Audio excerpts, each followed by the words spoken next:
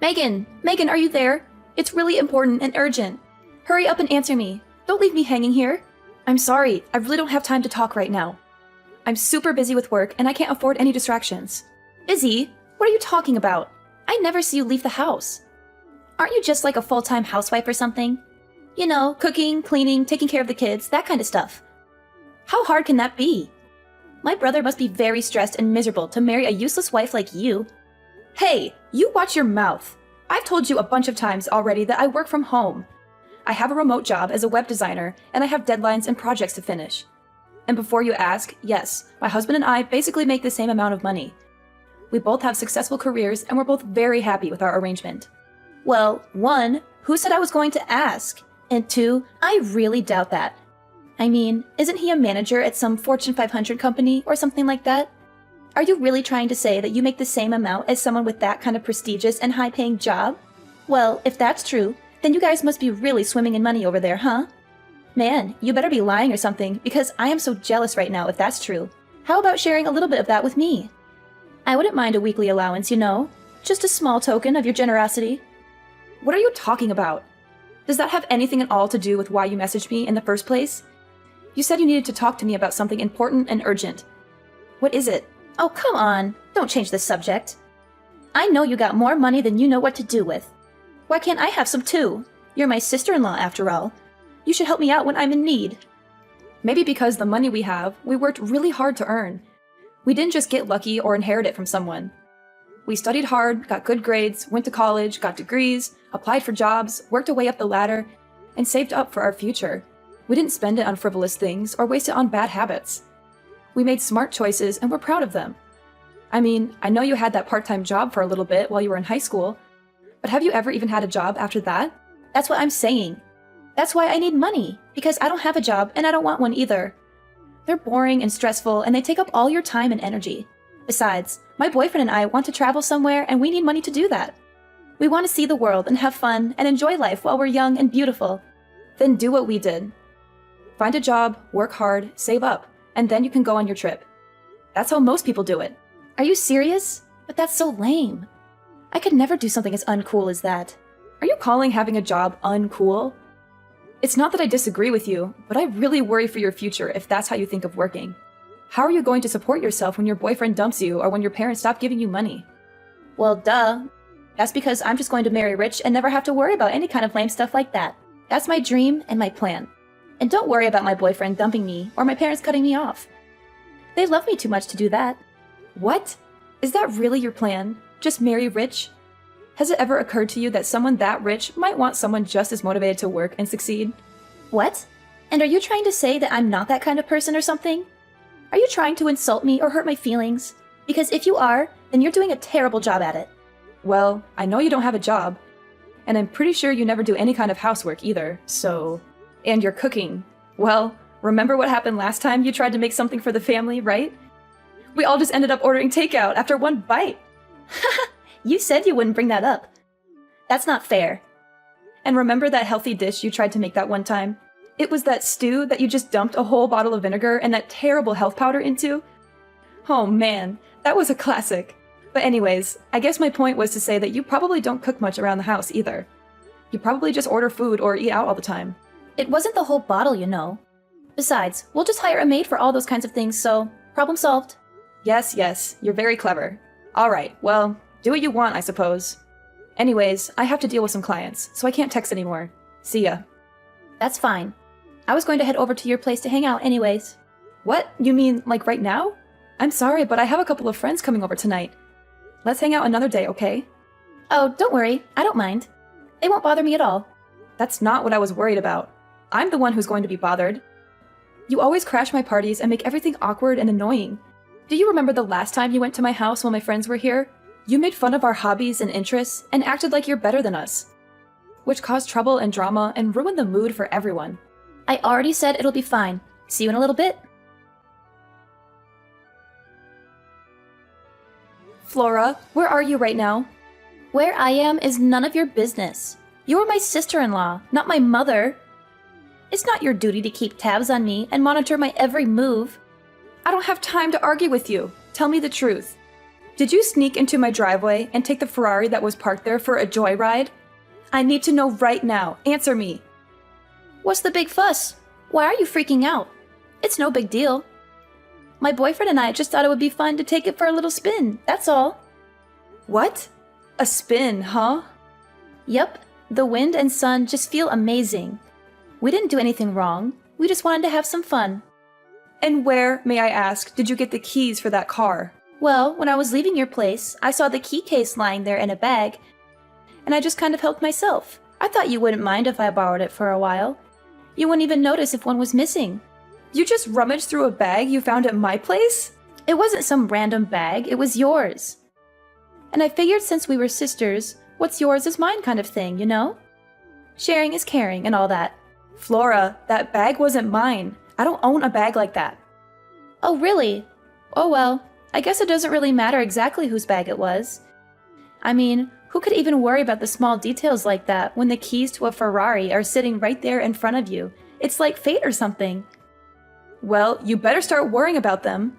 Anyways, my boyfriend and I wanted to pretend honeymoon, so that's why we took it. We'll be back in a few days. You took that car so you two could go have a pretend honeymoon? That's what I said.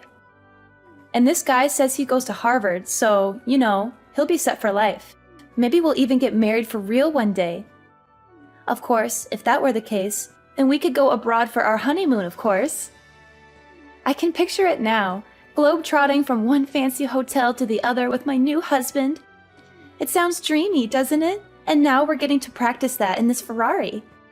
I would have never guessed this would be happening to me in 1,000 years. Today might be the day I ask him what he thinks about, you know, tying the knot. Stop talking about your fake honeymoon and return that car right now. Yuck. Chill out. Flora, this isn't a game. I am being serious. Don't let things go too far. Why are you always trying to spoil my fun, huh? How come you never told me you owned such a cool car? Why did I just find out about this today? Flora, the car isn't mine.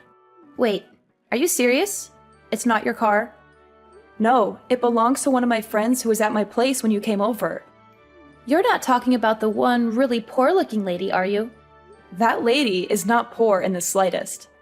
Well, if she really was rich enough to afford this car, then how come she wasn't wearing any expensive clothes or anything when I was there, huh? Because she's just the type of person who likes to spend money on cars and not clothes. Oh, I see what you're doing here. You're just jealous and you don't want me to have any fun. I get that you didn't want to lend the car out, but there is no need to lie to me about who really owns it. Oh my god. I literally cannot deal with you right now. Just bring the car back now, okay? Sorry, we already hit the freeway. I think it's a little late for that now. The freeway? Just where are you planning on taking it? Don't worry about it. Daniel is a great driver. It'll all be okay. Has he ever even driven a sports car like that before? Nope. He says it's his first time. And you took it on the freeway? I know. Isn't it so cool? Just bring that car back now, okay? How many times do I have to say this isn't my car? Why are you so stubborn? Nah, we're good. After all, we need to use this car to get around on our fake honeymoon. This isn't a game, Flora. I'm being serious. Oh, and one more thing. I borrowed your credit card. Hold on a second. You did what? Yeah, I borrowed your credit card. Why didn't you tell me about that either? I didn't know you were a black card holder. I thought they only gave those out to celebrities and famous people and stuff. You must be really rich and successful, huh? What do you mean, black card? I don't have a black card. It's bad to keep lying to your sister-in-law like this, you know? You should be more honest and generous with me. After all, we're family, right? Wait, I am being serious. Do you have a problem with reading comprehension? That card is not mine. It belongs to someone else. Anyways, we'll be taking both your card and your car for our little escapade. We already stopped to get lots of clothes and other supplies for our trip with the card. And of course, we spared no expense and got all branded stuff. I think we've already spent like 20 grand or something. You've spent $20,000 using that card already? Yeah, and it doesn't seem like we're even scraping the limits of what this card can do. Who knew you could do so much with a black card?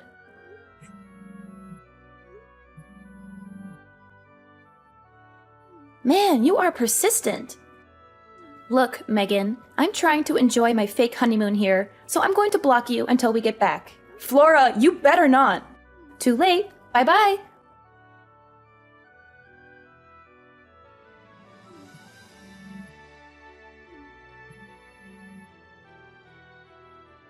Megan, pick up the phone. It's an emergency. I'm not joking around. I'm being serious. You have to answer me right now. What do you want? I'm busy right now. Can't you leave me alone for once? I can't use your credit card anymore. It stopped working. Was it a fake or something? Did you trick me into taking a fake card? Was the black card you stole a fake? Yeah. Daniel and I are trying to check into our hotel, but they won't accept our card. We made them try again and again, but they said the payment wasn't being accepted. That means that the card was a fake or something, right? Oh man, this is bad. What should we do? Flora, you can't use that card because the owner froze it. They realized someone stole their card and they called the credit card company to stop any more purchases from being made on that card. What? They froze the card? How could they do that? Yeah, it's that thing when you call the credit card company to stop any more purchases being made on that card. It's a very common and sensible thing to do when someone steals your card. I know what freezing a card means. But if the card is frozen, then that means we can't check into our hotel. And the room I booked was supposed to be one of the best suites this place could offer. It had a jacuzzi and a balcony and a minibar and everything. It was supposed to be our dream vacation. Maybe just try paying for the reservation with your own money instead. But we only have a little bit of cash on us right now. We spent most of it on gas and food and souvenirs and stuff. We thought we could use your card for everything else. I see. And if it was a hotel suite that I'm sure cost quite a bit, huh? Maybe just go to the bank and take out some money to pay the deposit. You know, the bank where you have an account with your own money. I didn't bring any of my bank cards on this trip. Wow. Are you serious? Going out to such luxurious places, but you didn't bring money, but only care about using a black card that's not yours? How irresponsible and selfish can you be? I didn't think I'd need to since I was going to be using your card instead. That's why I need you to go unfreeze the card right now. Please. Please, Megan, please. You're my only hope. Look, I tried to explain this to you earlier, but that card doesn't belong to me. But that wasn't a lie? You weren't trying to trick me or prank me or something? Flora, open your eyes. Look at the card. What name is inscribed on it? Is my name Megan Flynn? But I thought I looked at it before I took it. Let's be real here. You barely read at a 4th grade level. So let's not pretend literacy is your strong suit. Don't be freaking rude. I know how to read. Okay, then take out the card. Hold it up to your face and reread the name printed on the card. But it can't be. I just glanced at it and I thought it said Megan, but it really says Megan. And the last names are the same. How can this be? It's quite the coincidence, right? Actually, that's how we both became friends, because we basically had the same name. We joked about how if we were a couple, people might have trouble telling us apart on paper. So then who the heck is Megan? Why don't you try asking your boyfriend who she is? Why would Daniel know who she is? Just try asking him, okay? Maybe he'll tell you something interesting. What the heck? When I asked him about Megan, he took the car keys right out of my hand and ran out the door. He didn't even say anything. He just looked at me with this guilty expression and bolted. He left me here alone with no money and no car and no hotel room. Well, that's too bad. Maybe you should have thought twice before stealing someone else's card and car. And you should have been more careful about who you trust. Hey Flora, were you able to catch Daniel in the end? Did you find out why he ran away from you like that? Well, you could say that. But the truth is that he just crashed the Ferrari. What do you mean he crashed it? How did that happen? Did he get chased by the cops or something? Right as he was trying to make his getaway, he got carried away, slammed on the pedal, and drove right into the parking lot fence. The front of the car has a little dent, but at least Daniel was totally fine. He didn't get hurt or anything. Do you realize what you've just done? What's the big deal? I just do not get you. I mean, just take it to the mechanic and it'll be fine, right? You're always freaking out over the tiniest stuff. It literally drives me crazy. You can't control my life. Look, I'm glad that your boyfriend was okay? But this is not just some little mistake. This is a huge mess.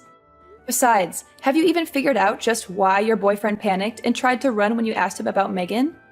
Oh, actually, now that you mention it, I forgot to in all the excitement. But anyways, can't you just tell me what's up? Why are you being so secretive and mysterious? Daniel is Megan's younger brother. He's a what? I never knew that. How come he never told me? Do you remember that one time, I can't recall exactly when, but there was this dinner party I was going to that you weren't invited to, but snuck in anyways? Well, that's where you first met Daniel, right? What does that have to do with anything? Wait, was that place Daniel's sister's house? Yes, it was. Anyways, maybe you've heard from Daniel, but Megan and him have a pretty strange relationship. So that's probably why he flipped out when you told him that the cards you've just borrowed actually belonged to his older sister, Megan. So that means that the car also belongs to Megan? Yes, that's what I've been trying to tell you. The car and the card are both hers. Come again?